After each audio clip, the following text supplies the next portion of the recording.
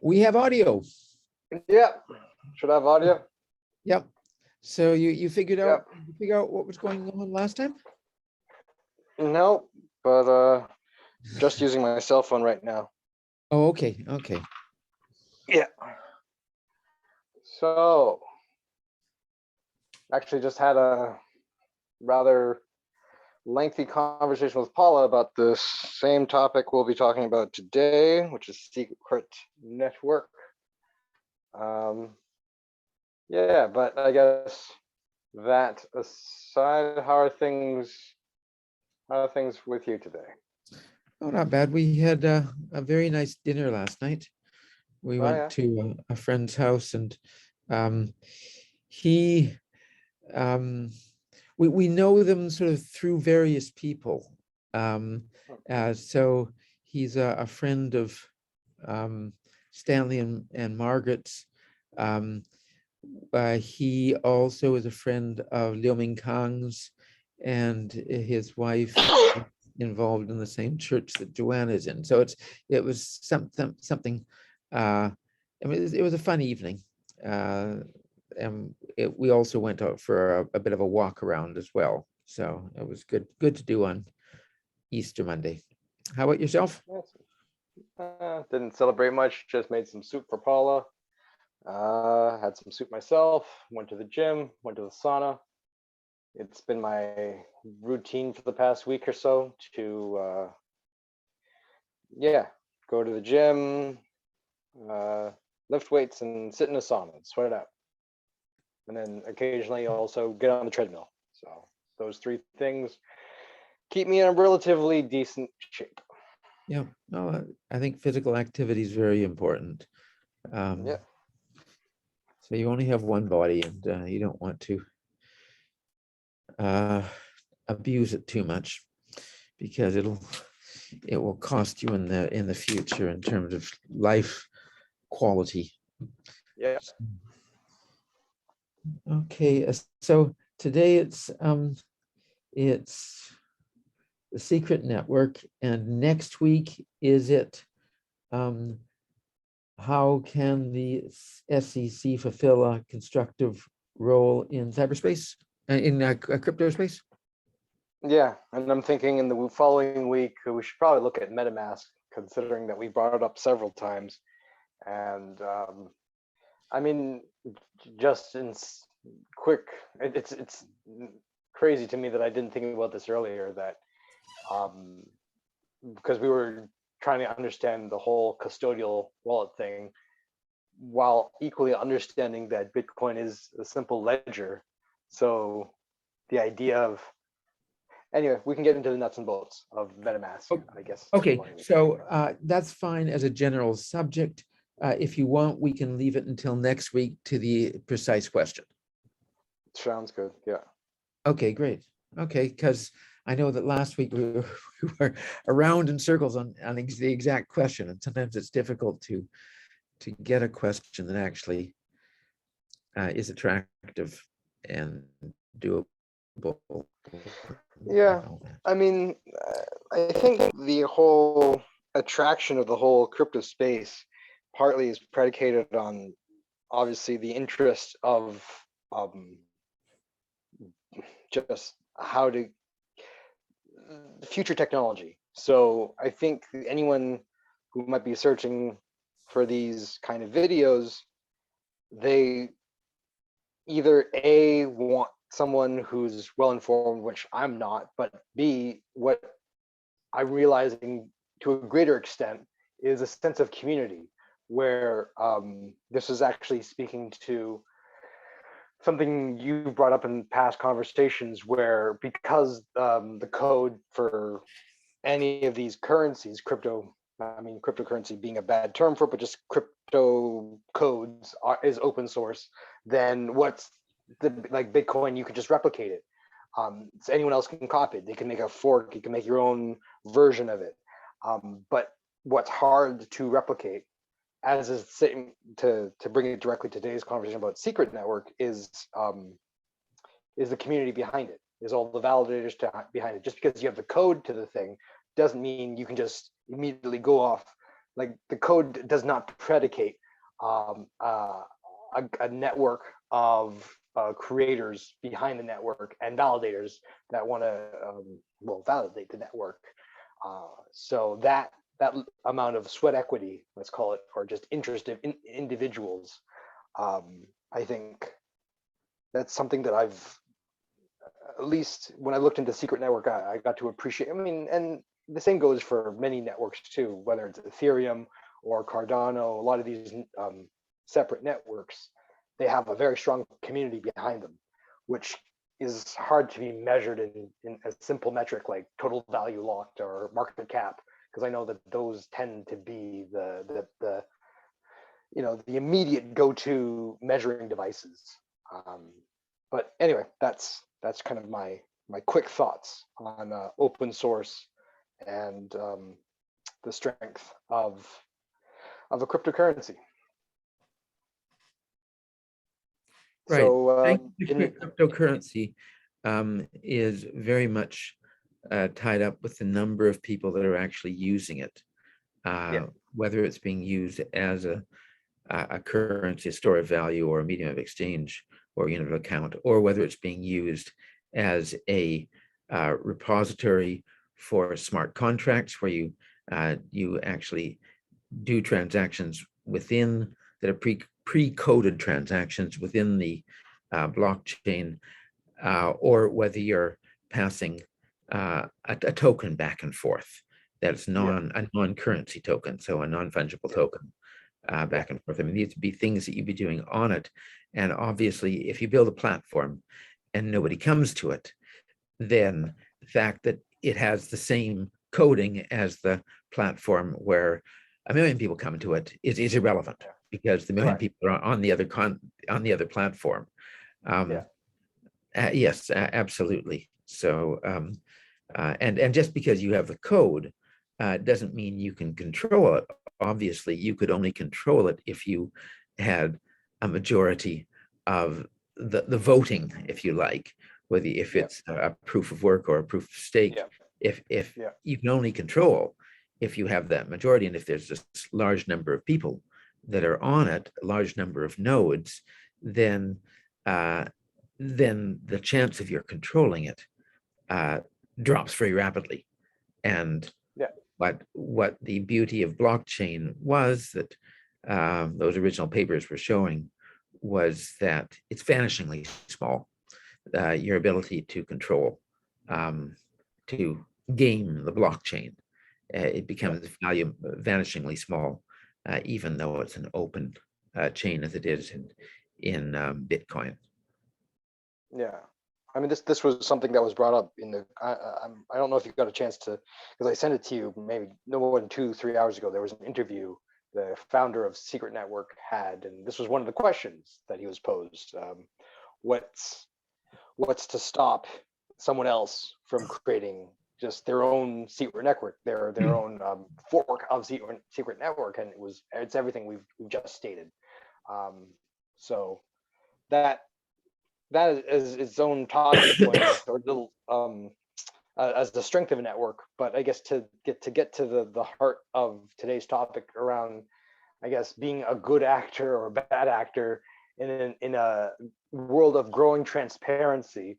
And so you have not just secret network is one of many networks, cryptocurrencies, where their unique selling proposition is their ability to provide secrecy, to hide the smart contracts that an individual takes part in. They can only see for themselves, and they can grant,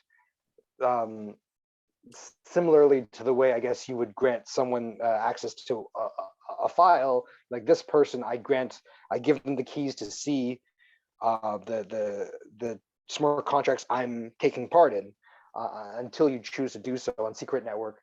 The many transactions, any smart contracts you take part in are hidden, and that is yet to be apparently challenged, at least in the unique way that they choose to do it. There's a lot of different other networks that do it in similar ways.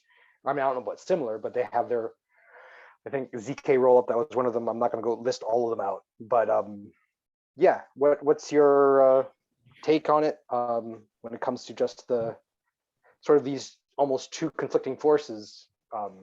Because at least one of the, I don't know if you came across one of the coins, Monero. I know that's been delisted off of some exchanges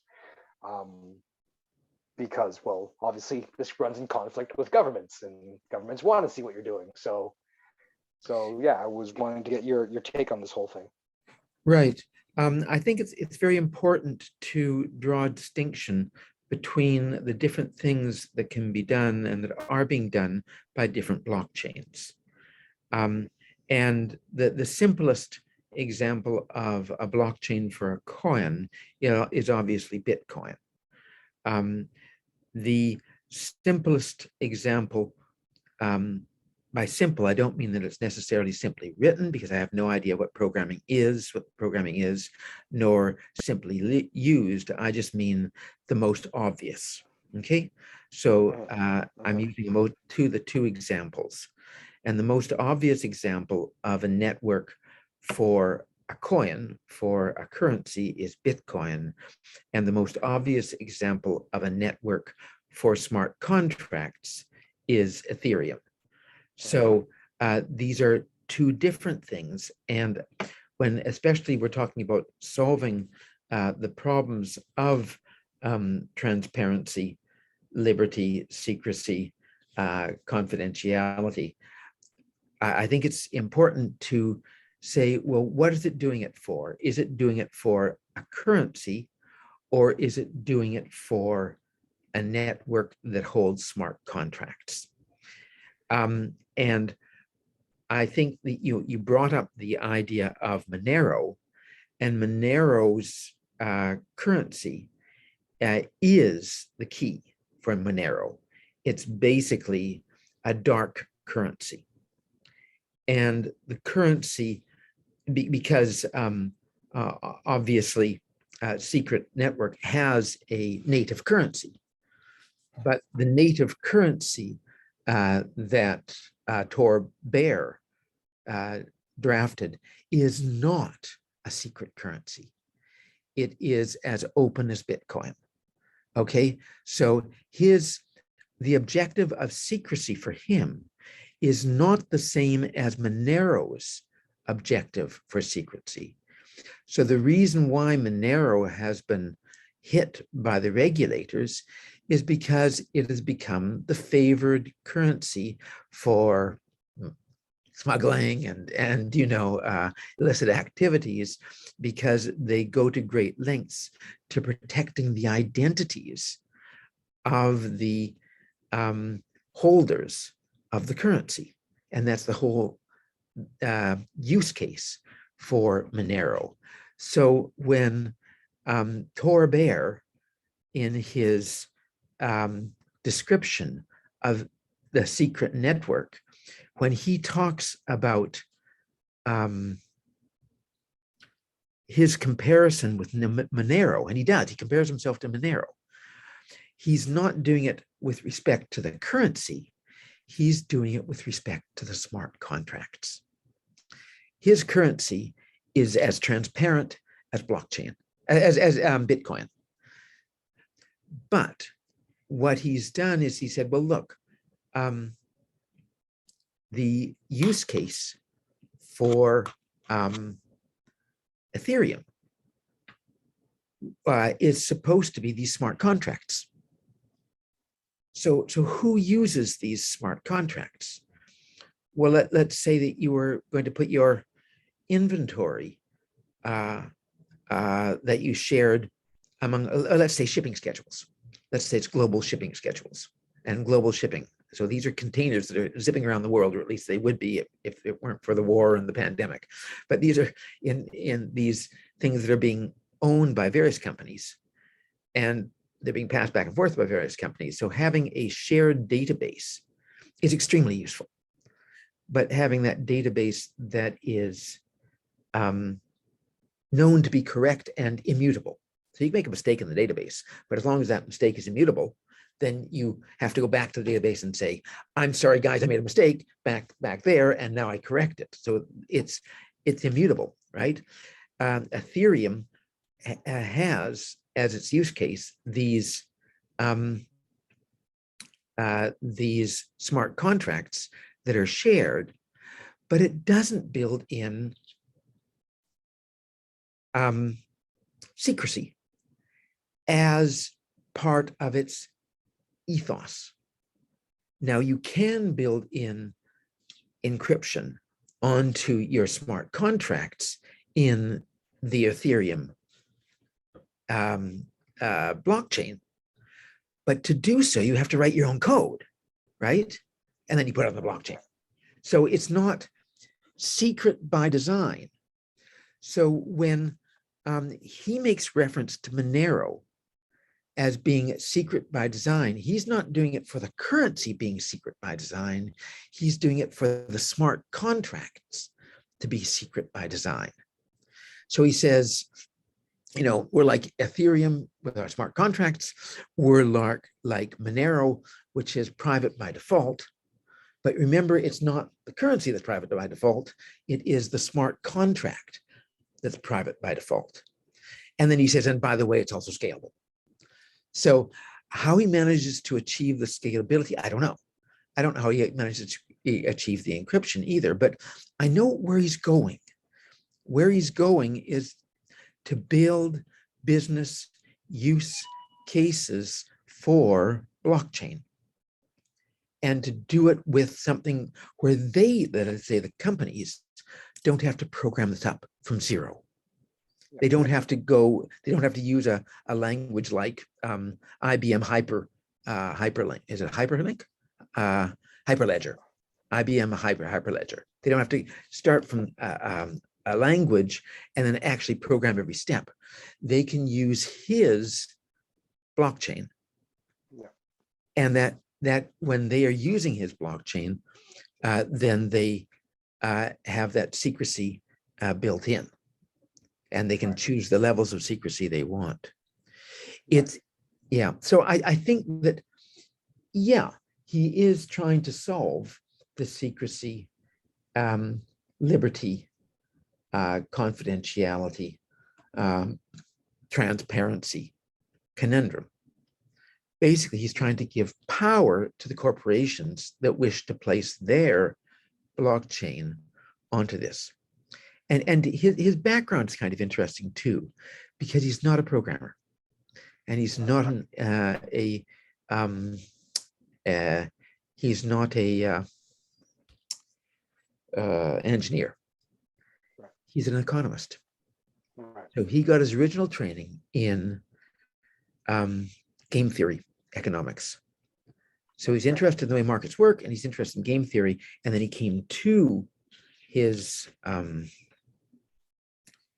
work in crypto, but it's not cryptocurrency, even though he has a native currency. The native currency, of course, is because he has to make payments to keep his blockchain going. Right. So given that, like, it is for corporations, there is a way of making payment in secret on his network, even though that is not like there is that strong differentiating factor between what his network is and what Monero is. Do you think there will be conflation or misappropriation, use of bad actors just in the same regard when it comes to a secret network, or at least the way governments interpret the network? Well, I think that whenever you're dealing with blockchain, then you have in interacting with the public, and the government is very often part of the public. In interacting with the public, you have difficulty often in explaining what you're doing. Right. So it's very possible that there are people that are involved in government that might even be involved in regulation of securities and regulation of banking and payments and investment bankers, that they might be confused as to what he's trying to do. Yeah. But I don't think he's confused. No. And I don't think that members of the community are that confused. Yeah, I mean, I appreciate the nuance that just this everything you just brought up brings to what I've been trying to also put piece apart for myself. And just the more I've been saying this time and time again, the more you kind of pull at the thread of cryptocurrency, the more it's clear there's a large use of good actors and a very fractional use of bad actors, which equally that narrative in and of itself is what gets conflated, where by use of using Bitcoin, you are taking part of this potentially nefarious thing, which is unfortunate.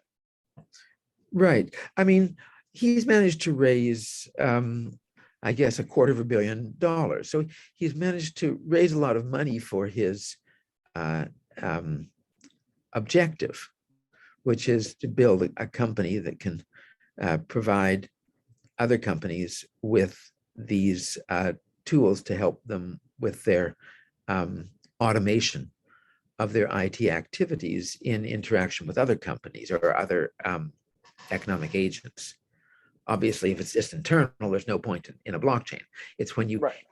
when you get together with other people that you need this shared this shared ledger. So Yeah. he he's managed to raise an awful lot of money, and he's also got his SCRT native currency. And so if you see that in and of itself as nefarious, and some people, Right. then Yeah. he's done something that's pretty nefarious, I guess. But he wouldn't see Right. it. Yeah. He Of would course see not. No. it, And he would see it as somebody who's trying to provide value. And there's this yeah. exciting thing called decentralized ledgers called blockchain, and he wants to be a part of it, and he sees its promise. And for good or for ill, there's a tremendous amount of investment capital that's going into it, and he's gotten a piece of it. Yeah, definitely. I mean, I think it's crossed, actually, as of a few weeks ago, crossed the $1 billion mark. I double checked that, but it was just on that precipice at the beginning of the year. You can look at the total value locked of Secret Network to see where it's at today. Actually, Okay, I would pull it up. so this is basically looking at the staked amount of SCRT. Is that what it is? That's the capital Or currency, is it? on the network itself. I don't know about the secret coin, but total value locked on would it be secret amount of secret coin on Secret Network, or would it be the amount, because there's a lot of including the NFTs, there's a lot of other Oh, right. there's a lot of other things happening on the Secret Network. So Right. Okay. Well, it would be interesting to see what that metric is. But yeah, it's probably pull it up fascinating. on my laptop. Yeah, See if it's I can. fascinating to see, as you've seen, that it's certainly very serious business that he's doing there. Yeah, I mean, and he's not even in the top 50 yet. So, I mean, we have yet to even peel back away at that when it comes to really the major heavy hitters, but it's up there definitely when it comes to it's no longer a micro cap. Like there's a lot of, I mean, 18,000 coins and all the money that flies back and forth. It's absolutely mind-boggling the amount of funds in the top 10. Like as you're saying, there's an enormous amount of funds that's circulating right now in cryptocurrency. I mean, I don't know if last I checked, it was 1.8 trillion, 1.9 trillion right now. That's the whole market. Right. In the whole market, yeah. Right. Yeah. So of that, let me see. TVL Secret Network. Secret Network TV. I'll see if I can get that right now. So I guess what was the thing that surprised you most in doing the research and learning about Secret Network? Yeah, well, I think the thing that surprised me most was the fact that SCRT is totally transparent, that the currency itself is totally transparent. Right. And so it was interesting. So why is he doing this? Well, he's doing this precisely because he doesn't want to be confused with the money launderers. Right. And his slogan, privacy as a public good. So that was an interesting idea. So that the default for any smart contract that you put up onto his secret network is that it is the contract itself and the data going in and out are opaque to anybody who wants to look at the network, and it's also opaque to the nodule. Read on the number right now. I'll pull it up later, but right, so that the total.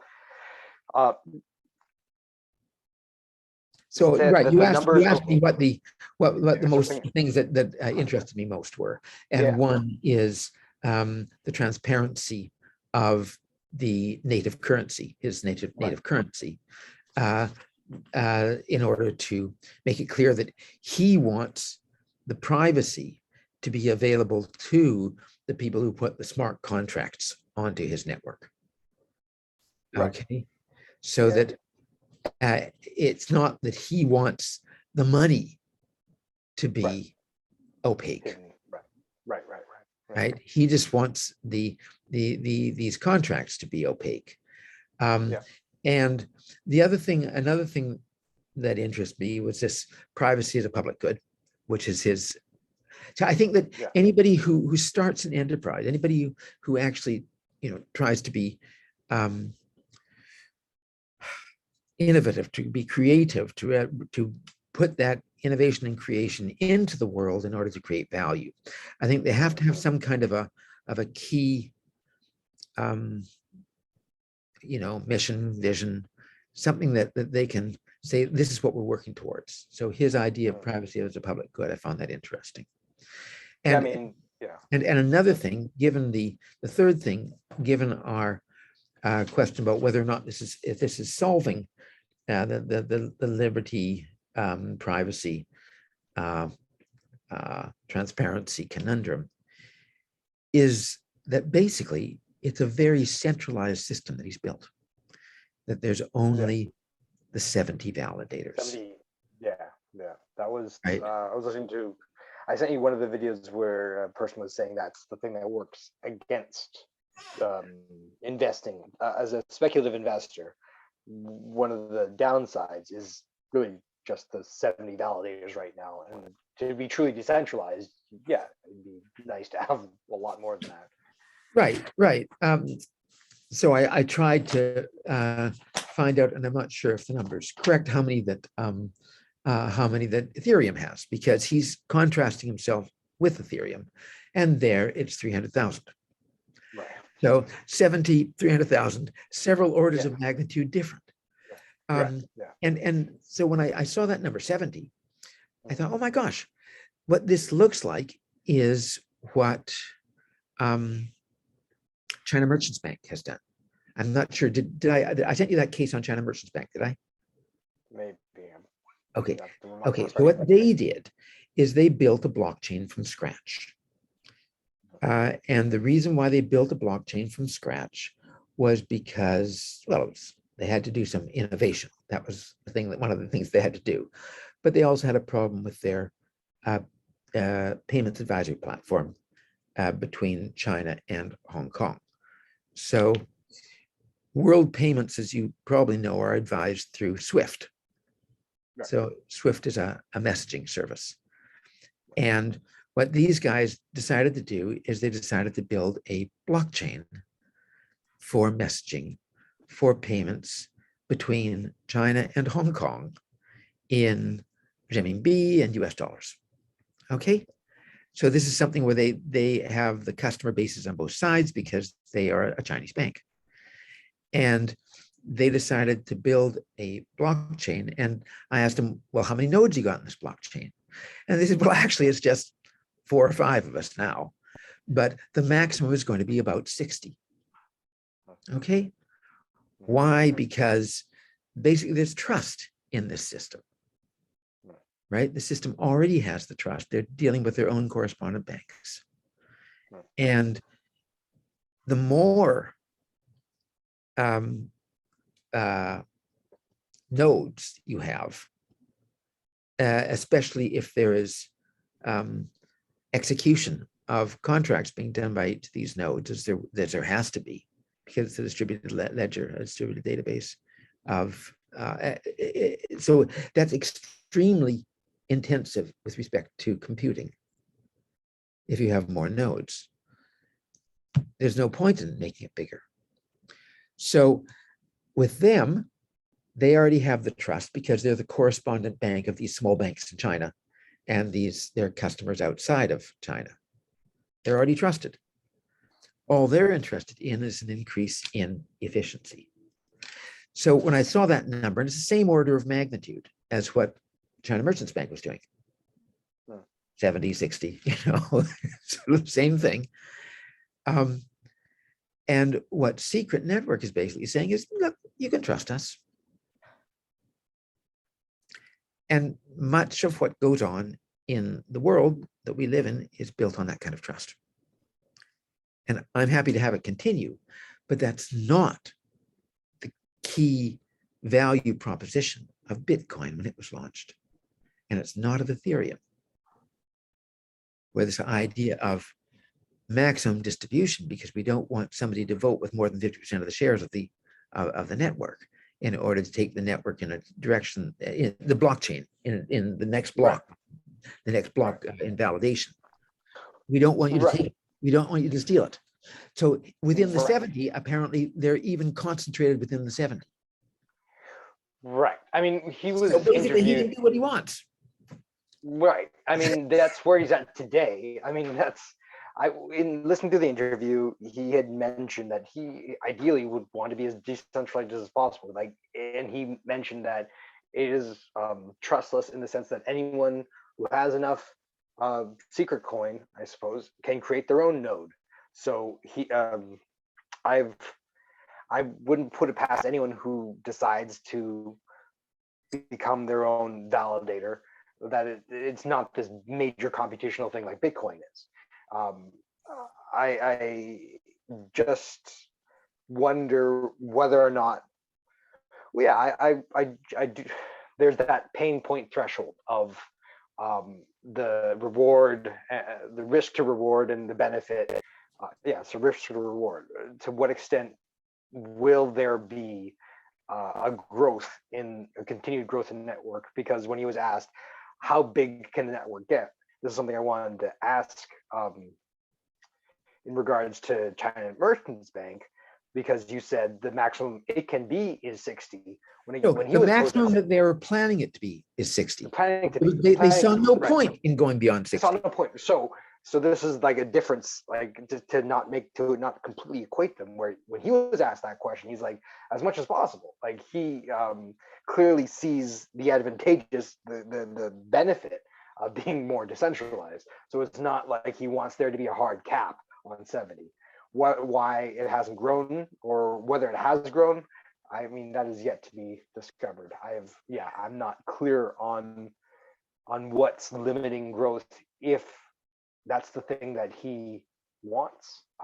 Then where they're at today in regards to that. So I went on to his LinkedIn, right? Because it's always good to see who these people are. And one of the things that he says he does for a living is that he advises companies on projects in blockchain user space. So from his point of view, as long as a company that he's advising in blockchain user space buys into his blockchain, then it's fine. Mhm. So I didn't see in any of what they were talking about anything about. I didn't see on the website anything about maximum decentralization. Mhm. And I think that there are computational limitations, or at least computational difficulties with maximum decentralization. No, I understand your point. And your point is he was not a China Merchants Bank saying basically we have an in-house blockchain, just us and our friendly Right. correspondent bankers. No, That that's not it. I understand your point. And yet when you Yeah. look at the scale and what he's doing, Right. neither of them are into it for having a currency. Right. With China Merchants, what they're doing is they're advising, is their payments advisory. So basically Right. replacement of SWIFT. Right. So telling members of their community um, what funds are going to be delivered and what funds are going to be received, and the members of the community then separately communicate with the central banks in order to effect payment. So the advice is different from the currency. And with the secret network, he seems to be concerned that privacy is of great concern to corporations who have needs for distributed databases. Also for individuals. I only learned this in the it was a brief talking point that one of the YouTube investors I listened to, I sent you the video, he had mentioned that there's this thing called front running, which I've yet to really understand clearly, but when a miner has the capacity to sell their mined coin, and I guess by virtue of them understanding trend, they can, because everything on the network is transparent, then they can, the gas fees they can make exorbitant to their own benefit. Like I don't quite understand exactly the mechanism that makes that possible beyond just, okay, things are transparent, therefore I can, it works in the miner's favor. I guess it works in favor of, I mean, I guess I can sort of assimilate it to if a whale of an investor has a lot of shares, they can just dump it on the market. Like anyone who can see a ledger and has the shares, but I mean, these aren't one-to-one, but this is the way I'm roughly approximating the understanding. So anyway, the benefit, not just for a corporation, but for an individual that wants to know that their transactions aren't being front run. Right. That is, yeah. Absolutely. And I think that the whole idea of front running, I mean, if with Ethereum, the thing he's reforming is Ethereum, right? He's saying that Ethereum, the smart contracts tend to be open. And on this, the smart contracts would tend to be closed. And if the smart contract involves, and I don't understand how Ethereum works, so I think we might want to try to go there, but I think I would find it very difficult. But if the smart contracts involve payment for fees in this, so if the next block that you are validating has all this information about bidding for gas, and the gas is basically it's the price of ether. So if you have that pre-information, you can either short ether, and that will come. Those contracts where the supply and demand for ether is partly determined by the bidding on gas for the contracts that are going to be executed are only known by the validators. And if you know that you are going to validate this and that you are the one that will get the next block, then you also know the timing.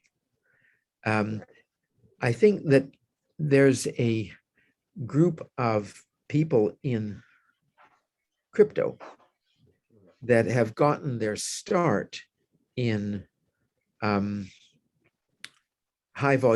frequency trading. Yeah. So high frequency trading is something where front running was effected by companies that could obtain information about what was going to the markets milliseconds before other traders. So physically being closer to a market was important.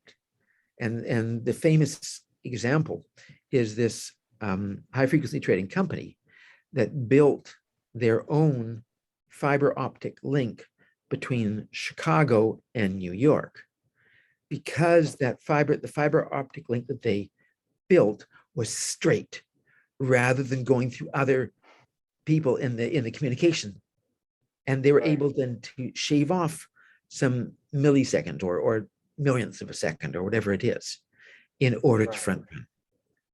So people that are doing the programming in some of the programming in some of these currencies, cryptocurrencies, are the same people that were doing the programming in high frequency trading. That was just one of the examples, the most famous example in high frequency trading. That happened about 10 years ago or so. Right. So it's not a field that has stopped. It's a field that has become more complex. Right. And the attraction for those people of being able to, program up something, basically mint their own coins, and then front run must be fairly intense. Yeah. So he is trying to build, he comes to this through, as I said, through game theory. So he's trying to build a system that is less vulnerable to somebody gaming. Yeah. So, I mean, and this, I think, poses a direct, well, it's interesting from a government standpoint. It could be seen as a threat. We've already acknowledged that it could be. But I mean, when it comes to the very question that we started out today's topic with, I mean, I don't know if it directly flies in the face of it, but it definitely is indirect. It's like, I'm here as a common good. And the very question is, can there be common good when there is secrecy?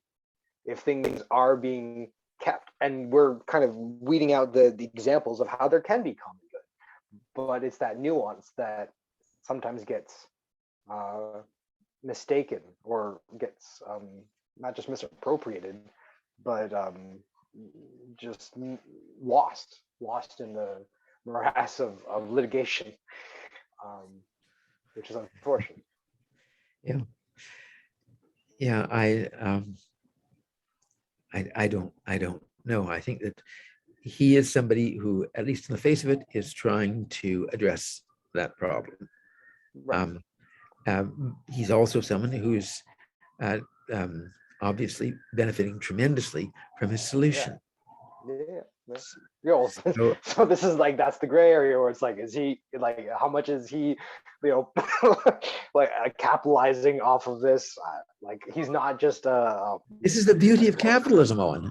Right. Yeah. So obviously capitalize off of solutions. Obviously, yeah. This is the beauty. So you're right. This is not about him being some patron saint. This is just about he's a capitalist, and fair enough. But he's also taken his courses in marketing and whatnot, and so he develops these nice slogans, and this interesting model.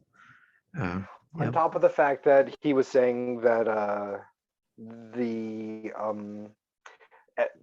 use case is not a promise in the future, and this is also part of the morass of cryptocurrency, where they're always saying, I mean, this is part of the, not say issue, like we can't call it an issue with Ethereum considering how large the network is, but it is an ongoing issue where there's proof, it's trying to transition, it's promising the proof of stake, from proof of work to proof of stake. Yeah, it's trying to transition to that.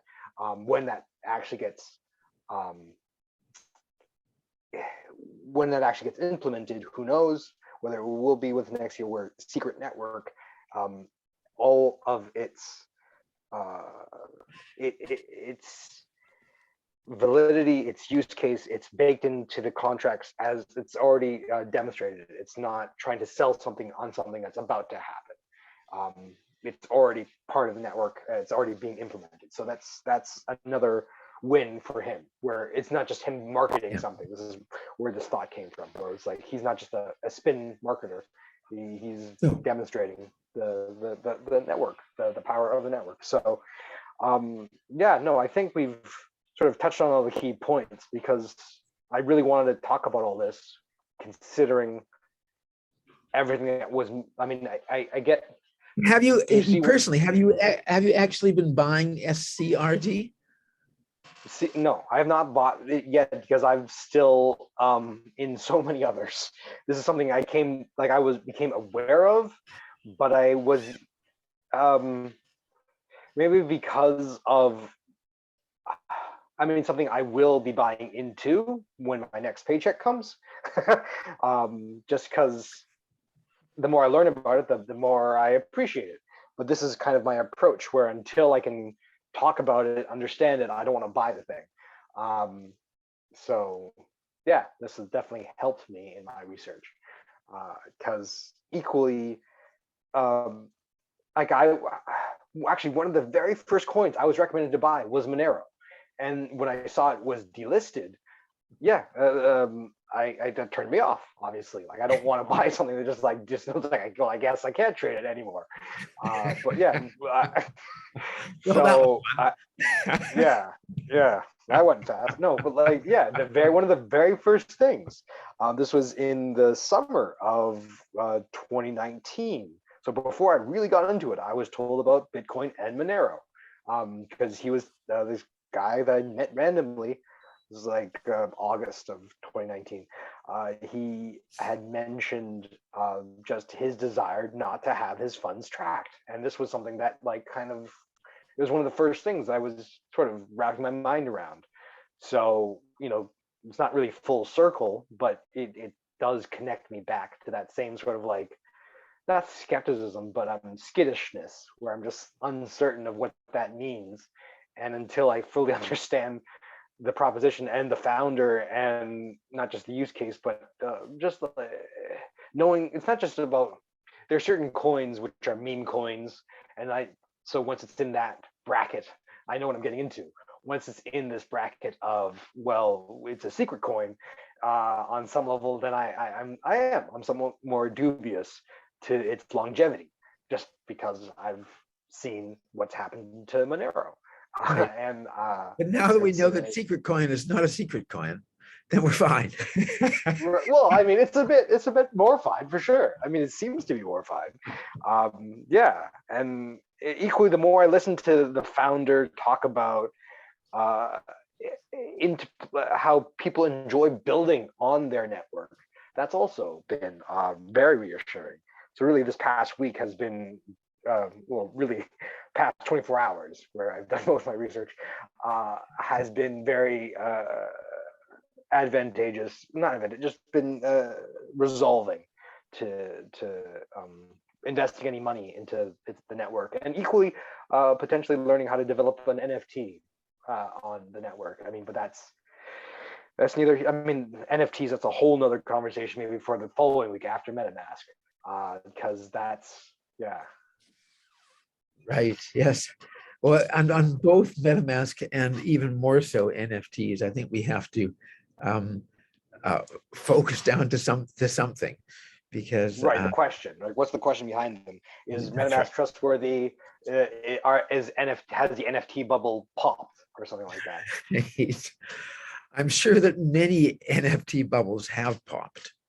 Oh yeah. People that have bought things for millions of dollars and found out that they can sell them for 20, 30 bucks. No, that's literally what happened with did you hear the founder of Twitter, forgot his name, like someone sold or bought the very first tweet ever for something like 2 million, and now sell it Right. for only like 200 or something. So, yeah. Yeah, so there's a market, right? We can clear this on market. Yeah. So, Okay. but yeah, I mean, was there anything else when it comes to seat recording? I mean, I feel like we addressed it, but I'll open it up again. Is there anything else that you feel like surprised you, or you feel like needs to be you wanted to address when it comes to the discussion of secret network, especially when you just asked me actually just now in regards to the investing into the coin? Like, Right. what are your thoughts on What that? what has done? What's happened to the price recently Well, I could see. of Could SCRT? probably pull it up real quick. I know that it. I didn't do that. I sort of got when when you gave me the information, I looked at your videos, Yeah. and then the next thing I did was I went on to LinkedIn for Tor Bear, Oh, fair enough. and Fair then enough, the yeah. next thing I did was I looked at the financing and his website. So yeah, So today it's up 3% over the past 3 months. It's crashed with everything else. Its all-time high is at $9. Let's just look at the market cap. So yeah, it did cross the 1 billion threshold. It was this was January 19th. It was 1.41 billion in market cap. And then now it's, when it comes to market cap, hovering or rising, let's say around 789 million. okay, And that coin value price of the coin is $4.85, and the all-time high, the coin was about $10, okay. So it's half what it was. Yeah. half of it was. And if we go over the whole over the past year to date, it's actually about what it was this time last year. It was about $5.10 last year. This time, this is well, actually no, that was at January 1st. It was at $5. Let's see. So right now we're in April. Year to date, this is 2021. This is, well, anyway, I can't seem to go Doesn't really forward. matter. I think we've got Doesn't sort of really matter. No, we've got the general general gist of it. idea. Yeah, 20. Basically, Yeah. it's lost half its value, but it hasn't disappeared, No. and so it's I'm sure Well, that actually, I wanted to. I did kind of wanted to go back further, because 2021 things exploded. So how has it done in the grand scheme of things? Since I guess, what is this? 11th, 12th. This is October. Since October, I guess this maybe when it came, 2020, it was at about 82 cents. So it's maintained its price. It's 5x since 2020. So in the 2 years, this is like as far back as we can go. It's been out for 2 years. It hasn't crashed. So this is, I think, the key sentence to kind of go with. This is why it's one thing to say it's halved since it peaked in January, but it's also I think a better. I don't know if I can show this graph here. right. Yes. Yeah. It's like multiples of 5x since October of 2020. So if only. But anyway, yeah, no, it's maintained. I think it's not been a shit coin. Right. Yeah, there's all these coins that literally pump and dump, whereas this is pumped with the market, but it has not dumped below its initial value starting price back in 2020. Okay, so that's the price. Is there anything else? Um, well, is there any measure of how many contracts are actually being placed and implemented on that network, and who, more importantly, who is actually doing this? Because I know that you have these numbers, which is some kind of a turnover number of executions, but I don't know what that means. Thing is, I don't really have in my head a very good idea about what a company that is not interested in crypto, but is interested in a distributed ledger would have on his ledger, that and then how that would be seen by somebody trying to look at the company. You see what I mean? How do you value how do you value the company? Well, one is how do you value the company? Yes, I mean that is a different issue, right? But there's another issue, which is, let's say that there is a company that has a non-crypto blockchain desire, and then wishes to place their contracts on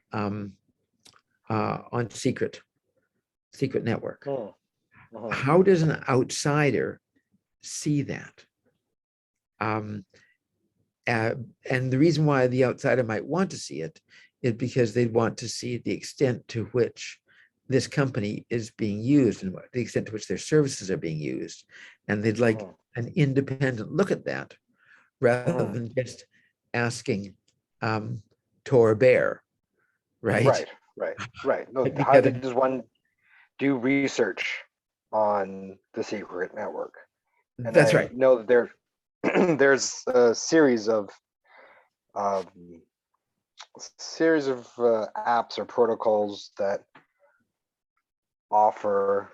Let's see if I can. I know that DeFi Llama, but how do we? So what does it give us? This gives us Secret Swap. Yeah. The thing is, a lot of these that I'm getting as an initial search, when I tell at like DeFi Llama, I look at total value locked, it's giving me kind of the price action, but we're looking at contracts, like users on the network. And I'm not too sure what site I would go to see that, but I'm sure. I mean, I wouldn't have a clue where to even start on that. And it was just a question that sort of occurred to me during this conversation, because obviously someone who's interested in their services or interested in using them would be interested in whether other people have done this. I realize that this is herd mentality, but the fact is that we are condemned to herd mentality. Right. So I mean, that's a good. One of the bits of information, and I didn't know this until last week, that a locust is the same as a grasshopper. Did you know that? No, I didn't. Okay. And if you said, yes, I did, then I said, you know, they're actually different. See, so it's a trick question. A locust, a grasshopper, becomes a locust when he touches a lot of his other grasshoppers.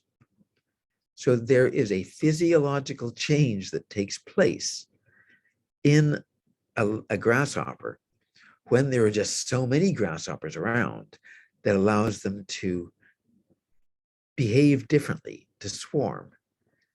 Otherwise, grasshoppers are kind of loners. So, I mean, it's interesting. Yeah.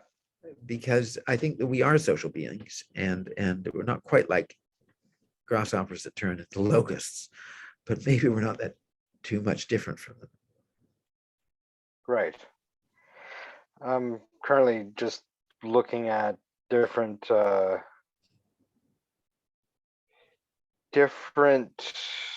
sites that might help me analyze the secret network, and I'm not coming up with much right now. Right. Well, I think it's something that you said that you're interested in investing in, right? And Yeah. so, I mean, if I was interested in investing, then that would occur to me, Right. its usage. And it strikes me that although it might be correlated, the price of SCRT would not necessarily be reflecting the full use of its of that network. So I don't know if it's something that you can ask somebody in your community Yeah. that Well, I how got a number here. I don't know to what extent it's reflective of the entire ecosystem, but it's saying 63.73% of all secret coins are currently staked. yeah. I mean, I'm sure that means something. Yeah, right. Like, yeah, that means something. What does that mean? What does that mean?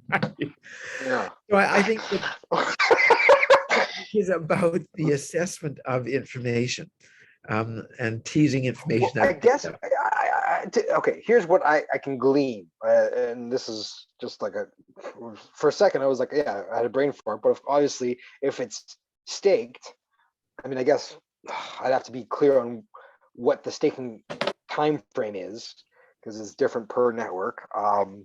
But obviously, the more something is staked and the greater the demand, then the more it's going to be a strong asset. So if let's say less than half, or let's say a quarter was staked, then much like how much of the coin is being traded versus how much of it is being locked up. Right. I mean, the ideal graph would have the secret network currency and a couple of characteristics of it, and then competing secret networks currencies, and then a couple of currencies like Bitcoin, or not like Bitcoin, then also having Bitcoin and Ether with the same metrics, and then Right. a little story Yeah.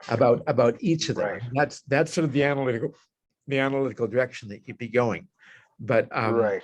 I think that might take a little effort to put together, or maybe not. Yeah. Maybe somebody's Maybe already. not. Yeah, I wouldn't be surprised if there's some protocol that's found a way to gather all the data or make it easy to have separate windows for all the data points. Well, one of the separate data points, but then I also mentioned the little story that you have to tell. Because if Right. you don't have the story, then it's very difficult to understand what it means. Right. And that's And the story being that well, that you just told a little bit of it just a moment ago, yeah. what staking actually means, Right. that Exactly. so anyway, you asked other things you might want to know. I mean, that's one of the other things that I might want to know if I was an investor, a prospective investor in Right. CRT. Beyond just price action is up and to the right. Good. Yes. Ride that wave. Yeah, exactly. Hope it doesn't peak while I'm riding it. Oh God, yeah. That's something that Mom is slowly discovering. Actually, I think my benefit, I appreciate that she's slowly learning, at least in our conversations, not to be as excitable about selling something, because I'm all, I held on to CRO for a good solid half year before I sold any of it. So, and that's still, peanuts in the grand scheme of things. And this is the volatility of a cryptocurrency. So I'm very well aware that she's of the mindset when something is down, you sell, which is not the way I approach it. I mean, if I believe in an asset, then I'll hold it. And granted, if I lose everything, then that's my own lesson learned that I didn't do the necessary research. That's pretty much it. Okay. Sorry, go ahead. Then yeah, key takeaways from this. Um,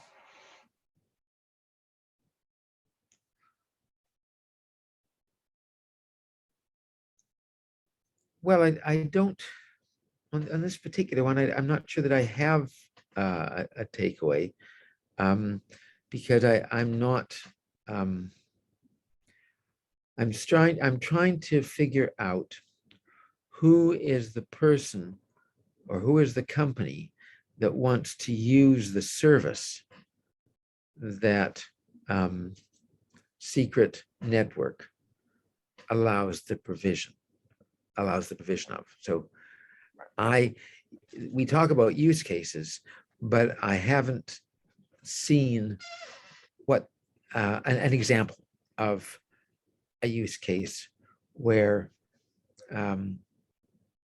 a company actually wants to use their smart contracts. And that's it's just a reflection of how little I know about this space. But That any cut up, and you were saying that. Say that again. it's a reflection of how little I know about this space, Fair that enough. I don't understand the smart contract space. Fair enough. So, I mean, I know for myself, just hearing you mention the nuances of smart contracts, and at least in this conversation alone, that there's an acknowledgement of the differentiating factors that does not make that secret network is built for the common good, and that's not just a marketing gimmick. That is a big takeaway for me, because that's not something I don't think up until this conversation we've had a current cryptocurrency, for lack of a better term, that lives and stands by that. And you can sort of, not even sort of, you can entirely see by virtue of the story of the founder that he's not blowing smoke up your ass. That this is the what he is leading with, and this is a vision that he's creating into, and equally creators on the network are believing in as well, that this isn't something that is. Now I get that for you as an outsider and equally understanding markets the way you do, you still have yet to see how the general public beyond creators on the network. So there are NFT artists, there are people who do wish to build on the network, but for the general use case beyond someone interested in cryptocurrency or beyond interest in NFTs, yeah, I'm not too sure either. But I think it's good to have this in the back of one's mind, just because it's not a small company by any stretch of the imagination, and it equally is nice, once again, just as a narrative, to have a company made for the common good that is ticking all those boxes that we were questioning at the very beginning. Can you tick all those boxes and be in service of the common good? And I think, at least today in today's conversation, we've established that you can, and Secret Network is, in essence, trying to do that. Can it be manipulated otherwise? No different than cash. Well, anything can be manipulated for illegitimate uses, but that's not the predicated use for Secret Network, which is great. It's great to have that established in our conversation. I appreciate that deeply. So yeah, I guess then next week we will talk about MetaMask. Oh no, I mean, that's the following week. Next week we'll be talking about what can the SEC. I'm not gonna make that mistake. What can the SEC do in How can the SEC fulfill a constructive role in crypto space? Yeah, how can the SEC fulfill a constructive role? Because that is this is something that I hear time and time again by anyone online, that they believe in the positive effects of having oversight. There can be good oversight. Like, can be good. I'm not looking for the word oversight. I'm looking for regulation. Regulation. It can be good regulation. People aren't. It's not a zero-sum game. People aren't just entirely against, like, crypto. Much like what we've established just now, that it's not just for bad actors. People aren't against regulation. It's just how can regulation be done that isn't outdated and that is clearly aware of the nuances of cryptocurrency. And at the same time that we're planning for that, then we can think about what question to ask about MetaMask and or NFTs. Well, one step at a time. Let's go with MetaMask. I mean, I know it'll be something to do with your comfort with it beyond. I know that the discomfort is to do with the 12-word, 12-seed keyword, which in and of itself is its own pain point. But there's just whether it's MetaMask. I mean, it could be something as basic as what is MetaMask, because I think I don't think you know what MetaMask is, and I would still struggle summarizing MetaMask beyond it being a place where I get to store my cryptocurrency. But whether to say that it, I mean, I know it's code that allows me to see the cryptocurrency I have, but to understand how it's not a cloud service, like I don't quite understand how it does that, because it doesn't store it. But where is it then? I'm like, I have no immediate like aha moment in that question. Okay. Yeah. Okay, that sounds fine. Right. All right. Okay, right. Take care. I gotta go for lunch. Take care. Right. Go for lunch. Bye-bye. Enjoy. Love you, Dad. Love you too. Take care. All right. Bye.